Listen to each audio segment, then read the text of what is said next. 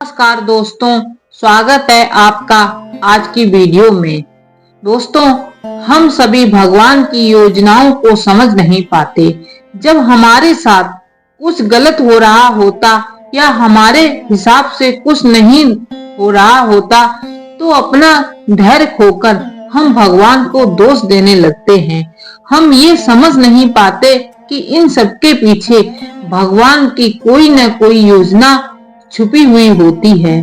ऐसे समय में हमें भगवान पर विश्वास रखकर धैर्य धारण करने की आवश्यकता है। इसलिए चिंता न करें। यदि आपकी मर्जी से कुछ नहीं हो रहा है तो इसका अर्थ है कि वह भगवान की मर्जी से हो रहा है, और भले ही देर से सही, भगवान की मर्जी से सब अच्छा ही होता है।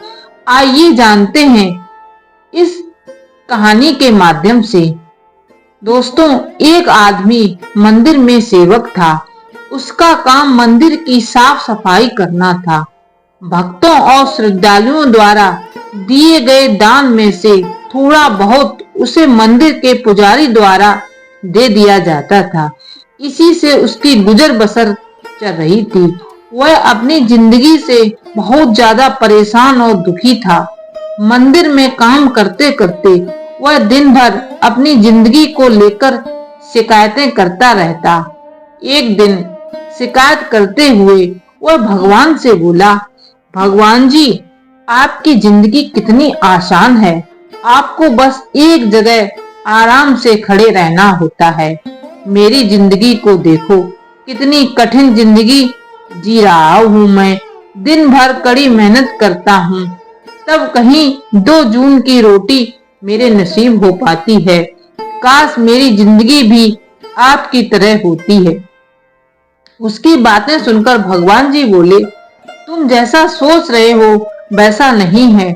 मेरी जगह रहना बिल्कुल आसान नहीं है। मुझे बहुत सारी चीजें करनी पड़ती हैं, बहुत सी व्यवस्थाएं करनी पड़ती हैं। ये हर किसी के बस की बात नहीं है। भगवान जी, कैसी बातें कर रहे हो आप?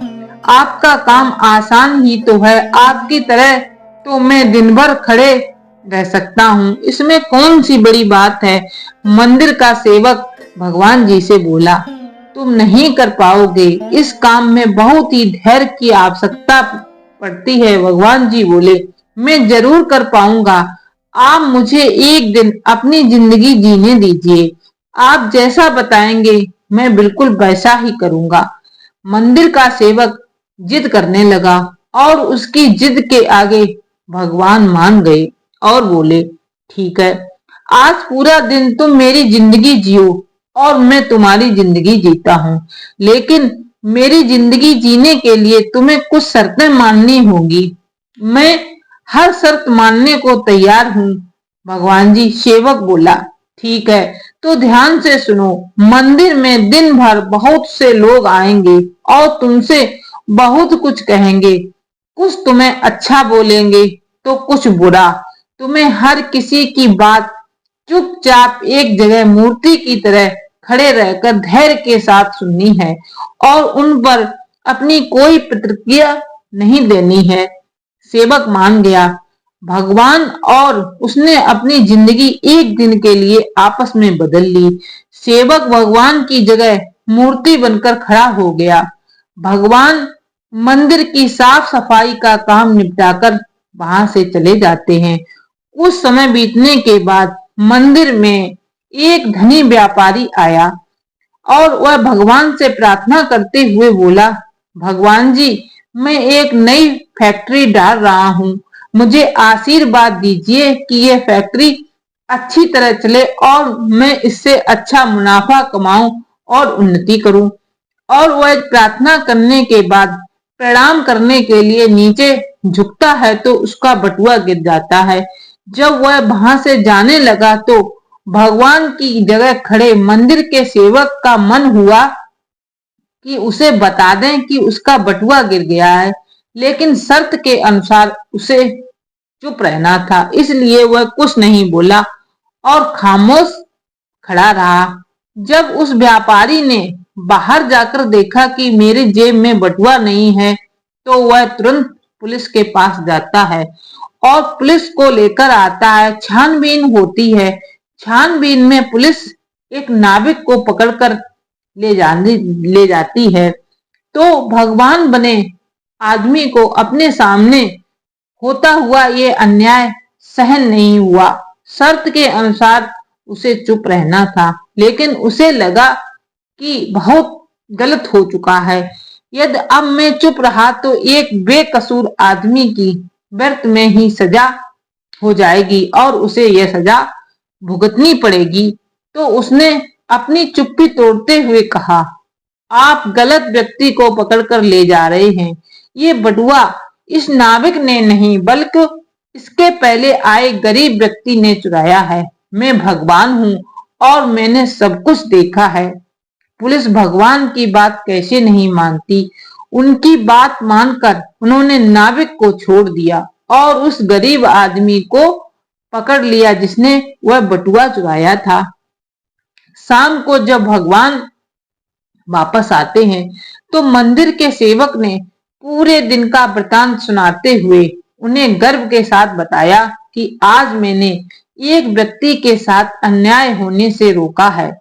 देखिए, आपकी जिंदगी जीकर आज मैंने कितना अच्छा काम किया है। उसकी बात सुनकर भगवान बोले, ये तुमने क्या किया? मैंने तुमसे कहा था कि चुपचाप मूर्ति बनकर खड़े रहना, लेकिन वैसा ना कर तुमने मेरी पूरी योजना पर पानी फेर दिया। उस धनी व्यापारी ने बुरे कर्मों द्वारा इतना धन कमाया है, यदि उसमें से कुछ पैसे उस बेचारे गरीब आदमी को मिल जाते तो उसका भी भला हो जाता और व्यापारी के पाप भी कुछ कम हो जाते। जिस नाविक को तुमने समुद्री यात्रा पर भेज दिया है, अब वह जीवित वापस नहीं आ पाएगा। समुद्र में बहुत बड़ा तूफान आने वाला है। यदि वह कुछ दिन जेल में रहता तो कम से कम बच तो जाता। सेवक को यह सुनकर एहसास हुआ कि वह तो बस यही देख पा रहा था जो आंखों के सामने हो रहा था। उन सबके पीछे की वास्तविकता को वह देख नहीं पा रहा था, जबकि भगवान जीवन के हर पहलू पर विचार अपनी करते हैं, अपनी योजना बनाते हैं और लोगों के जीवन को चलाते हैं। दोस्तों, उम्मीद करती हूँ कि यह वीडियो आपके लिए उपयोगी सिद्ध होगी। वीडियो अच्छी लगे तो एक लाइक और चैनल को सब्सक्राइब अवश्य कीजिएगा। आप और आपके माता पिता सदैव स्वस्थ रहें, ऐसी है कामना हमारी। जय गुरुदेव, जय बाबा नीम करोली।